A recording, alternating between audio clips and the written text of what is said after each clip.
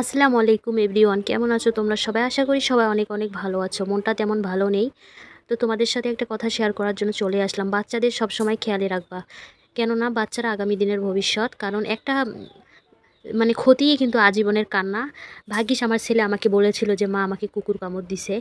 তারপর দেখলাম যে আসলে কুকুর কামড় দিছে ৩-৪ জায়গায়। সেই কামড় দিয়ে ক্ষত করে দিয়েছে আমার বাচ্চাটাকে। পিছনে খেলছিল, তো আমাদের বাসায় একটা কুকুর ছিল, তো এই গল্পটা তোমাদের আমি শোনাই আর কি। তো পিছনে কুকুরটা ছিল, তো ও হচ্ছে গর্ভবতী ছিল। পরে হচ্ছে ও আমাদের পোয়ালের তলায় হচ্ছে জায়গা পেয়ে ওখানেই বাচ্চা প্রসব করছে। তো কুকুরের তো মেজাজ একটু খিটখিটেই হয়, আরও বাচ্চা হয়েছে। তো আমার ছেলে মনে হয় আমরা তো সবাই ওকে বুঝাই যে কুকুরের ওইখানে যাইও না, কুকুর ভালো না, কুকুর মুরগি পর্যন্ত ধারিয়ে ধরে। তো তারপরে ও জানি না কী জন্যে ওখানে পিছনে গেছিলো। ও বলতেছে যে আম্মু বাতাস উঠছিল, ও নাকি সুপারি কুড়াতে গেছে। তো সুপারি কুড়ানোর সময় কুকুরের সাথে এখন কি করছে জানি না, এখন কুকুরের বাচ্চারাও বাহিরে হয়তো ছিল। তো কুকুর ওকে কীভাবে জানি কামড় দিছিল। সেই সময় আমি আয়াতের আব্বুর সাথে কথা বলতেছিলাম।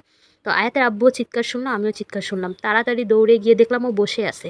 তো আমি ওকে কোলে নিয়ে চলে আসলাম যে তোমার মাথার মধ্যে কি সুপারি পড়ছে? তো ও বলতেছে না না, এইরকম আর কি। তো ওর আব্বু আবার বলতেছে যে ওকে পানি দাও। পরে ফোনটা কেটে দিছে। পরে ঘরে নিয়ে আসার পর ওকে কোলে নিয়ে বসে আছি। আমি বললাম বাবা মাথায় লাগছে, কষ্ট পাইছো? বলে না আম্মু, ওই বড় কুকুরটা আছে না, আমাকে কামড় দিছে।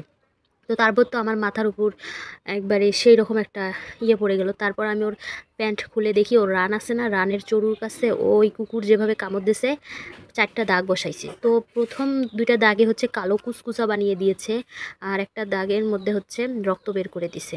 তো এটা দেখে তো আরও খারাপ লাগলো। পরে ওর বড় মৌ ওকে নিয়ে গিয়ে সাবান দিয়ে ওর হচ্ছে জায়গাটা ধুয়ে দিল। ওখানে কিন্তু 15 মিনিট পচা সাবান দিয়ে ধুইতে হয়, সেটা কিন্তু আমরা জানি না। পরে ডাক্তারের কাছে যখন গেছিলাম, ডাক্তার বলেছে সাথে সাথে 15 মিনিট পচা সাবান দিয়ে বারবার ধুইতে হয় এই জায়গাগুলো।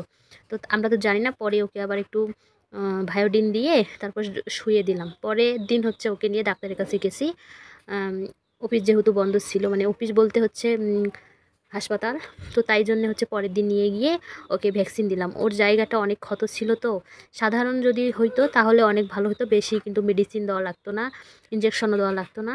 তো এই আর কি তোমাদের সাথে শেয়ার করলাম। আমি জানি না যে কুকুর এইরকম করবে আমার ছেলের সাথে। আমি জীবনে কুকুরের কামড় খাইনি, কিন্তু আমার ছেলে কুকুরের কামড় খাইছে, তাই হচ্ছে মনটা খুব খারাপ। তো এই জন্য বলতেছি বাচ্চাদের নজরে রাখবেন, আর কুকুরকে কোনোভাবেই ঘরের মধ্যে বা হচ্ছে বাড়িতে প্রবেশ করাতে দিবেন না। এত পরিমাণ যে বাজে কুকুরকে কখনো ভালোবাসতে নেই। আমি মনে করি কুকুরকে বেশি ভালোবাসলে কিন্তু কুকুর এইরকম হয়। আমাদের বাড়িটা অনেক বড়, তো কুকুর এসে কেন জানি আশ্রয় নিয়ে থাকে। তো আমরা ভাবি যে ভালো, হয়তো থাক, কুকুর থাকা ভালো, যখন চোট্টর আসবে ওদের হচ্ছে তাড়া করবে। তো কুকুর যদি এই রকম পরিস্থিতি করে তাহলে কি সেই কুকুরকে রাখা যায়?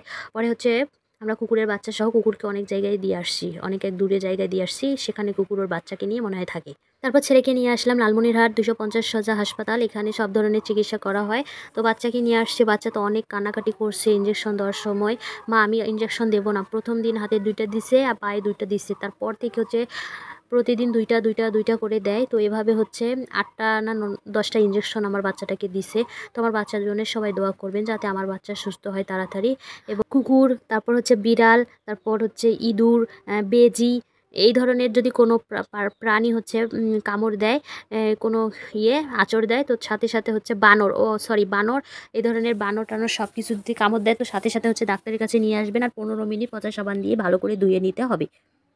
ছেলেকে নিয়ে তারপর হচ্ছে পদ্মকলি রেস্টুরেন্টে গেলাম, ওখান থেকে মিষ্টি সন্দেশ এগুলো কিনলাম, কারণ আমার ছেলেটা খাবে, ছেলেটার মন খারাপ। তো আমরা হচ্ছে কিছু খাবো। ওই যে ওরা পদ্মকুলির মিষ্টি নিতে গেছে, আর আমার বাচ্চাটাকে একটু বিনোদন দেওয়ার জন্য পার্কে নিয়ে যাব, রাসেল পার্কে। ওখানে গেলে হয়তো আমার বাচ্চাটার মনটা অনেক ভালো হবে। আমি চাই না যে আমার বাচ্চার কোনো ক্ষতি হোক, কিন্তু এমন এমন ক্ষেত্রে ক্ষতি হয় আমরা কেউ বুঝতে পারি না।